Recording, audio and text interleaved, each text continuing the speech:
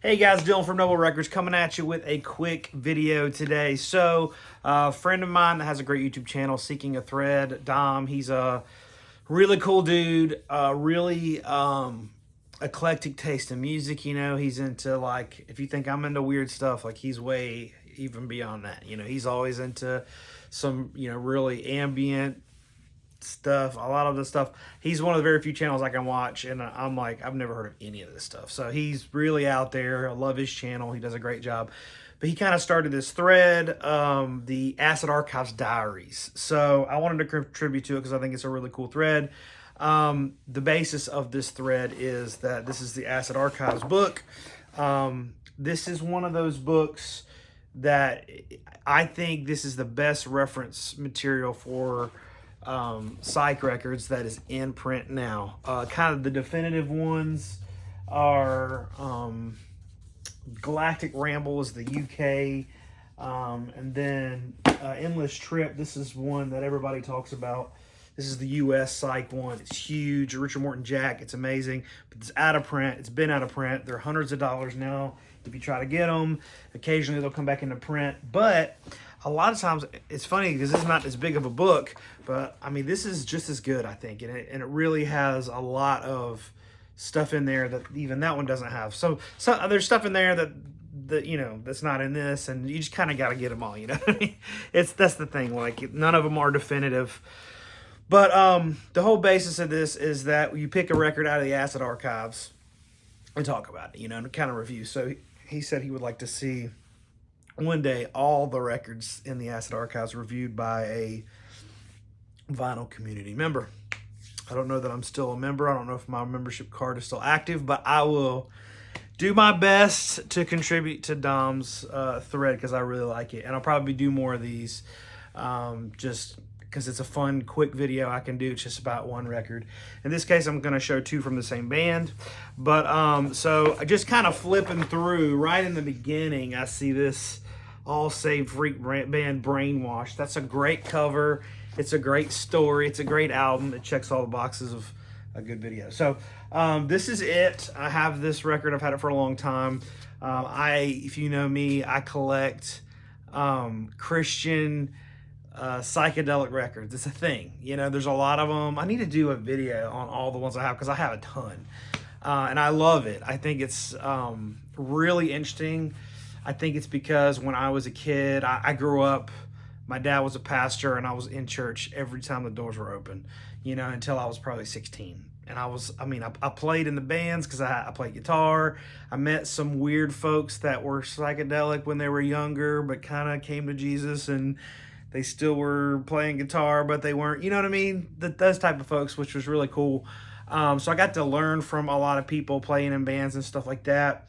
But also, like, we would have bands and stuff that would pass through town and they'd come and play. Had some really cool bands. There's one, I cannot remember the guy's, Reggie Sadler was his name, and he was kind of like, he had this like Chuck Berry shtick where he would play all the Chuck Berry songs. He had a Gibson ES 330 something, whatever, and he would play and sound just like Chuck Berry. And later I found out that he actually had like this underground funk soul 45 that's worth like $1,000. Obviously when I was a kid I didn't know about that, but it's just kind of interesting. But he came through every year, and my dad loved him, and he was a really cool dude, and we would have lunch with him many times, and you just meet a lot of interesting characters like that. And so now, like, as time went on, as a kid, my parents always were like, they wouldn't let me listen to secular radio, so I was always trying to find, like, I always had this guilt about, like, well, this band's like, a little bit, I wouldn't listen to Black Sabbath, and I hate that because, like, when I was really young, I felt I had some Black Sabbath CDs, and I would listen to them on occasion, but I always felt bad about it when I was a kid because I was like, I'm going against it, I'm backsliding, But obviously now I don't care. But then it was just a thing. So I was always looking for bands that were like, they had a Christian undertone, but they were still, a little bit wild. That's like when I was a kid. So I think as an adult, that's kind of carried over to where now I think it's funny and I enjoy it. And like now my dad will come in my record room and listen to whatever, and he loves it with me. We have a good time.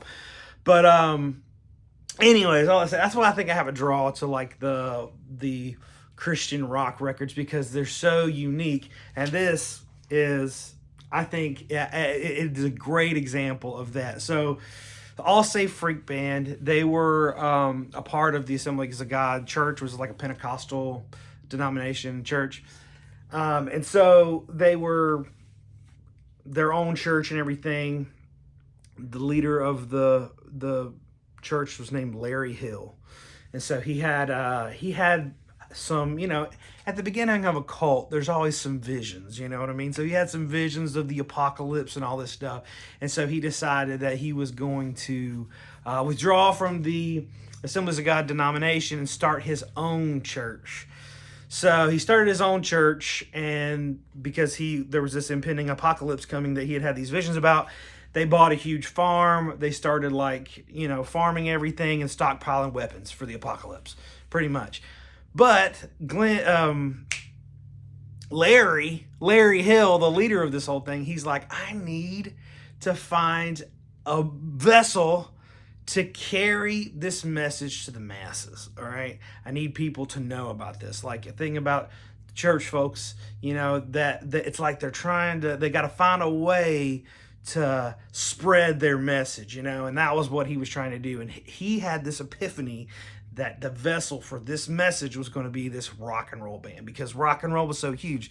I think their first record came out in 1973. I don't have that one. I would like to get it. But this one came out in 76, and it is a brain melter. They recruited Glenn Schwartz. So it says Glenn Schwartz up here at the top.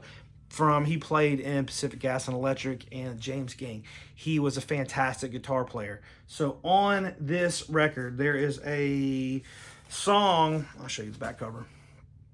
It's called Ode to Glenn Schwartz. And that is the one, man. That is a trippy, out of this world fuzz rock guitar insanity. And so it's dark, it's trippy, it's incredible. So like, he even had the printed inner sleeve and all that stuff with all the lyrics and a message about the whole thing. It's a cult record. I also collect cult records. I love a good cult record, just because for me, like, these old records, the music's great, but a whole nother facet of it is the story. Like, if it's got a cool story, then that just takes it into the stratosphere for me. So this has a cool story.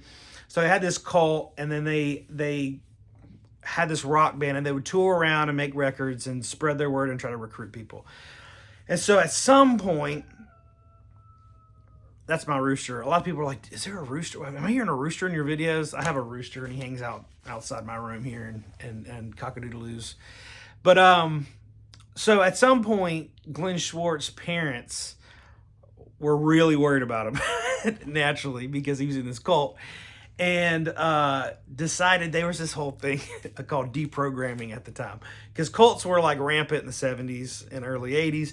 And so they had these deprogrammers that would like pull up in a van and kidnap his parents hired this deprogramming group to roll up in a van, kidnap Glenn Schwartz, throw him in the van, and take him to a psych ward and like work on him to deprogram him so he would like snap out of it. And so they did this to Glenn Schwartz, and Glenn Schwartz was gone for like a few months or whatever, maybe a year.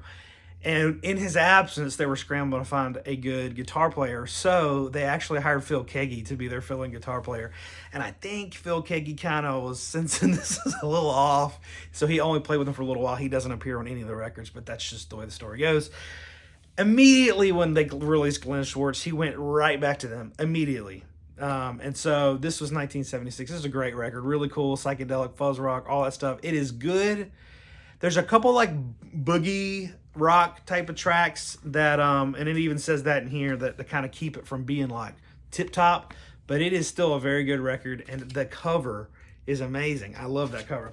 So then I don't know, I might be cheating. I'm doing another record by them, but this is another one I just recently got. This is called Sower. This came out in 1980, the All Safe Freak Band. This one also has Glenn Schwartz on it. and like the name of the label is War Again Incorporated. It's got a horse on it. It's just funny, man. I love it, man. I love weird records. I love weird stuff. But this one actually, I think, rips a little bit harder. The guitars are a little bit crazier. There's some really, well, there's one track in particular that rips really hard. I don't say it's better, but that was actually probably better. Hard to say. But I would encourage you to listen to both. If you see one of them in the wild, grab it. They're cool records. They're crazy. They're fun. The story is great. And I actually don't know the ending of the story of whatever happened. They might still be rambling around. But there's like good female vocals to a lot of the tracks. There's good guitar work. It's all very interesting. When he started this cult and started this band, the band was very huge.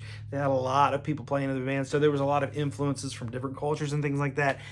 They're cool records. It's a cool band, so check it out. But if you don't have this book, it's in print. You can get it for, I think, $50 or less. It's a very good resource if you're researching psych. You can just flip through it. There's so many album covers to look at, stuff to read about. I mean, there's stuff you've never seen before. It's a good resource. Grab it. And then if you already have it and you got some weird records, jump on this thread. Follow my buddy, Dom, Seeking a Thread. He's a cool dude, and hope to see more of these in the future. I love just a really quick video about some records. So take care. Hope you guys enjoyed it. See you next time.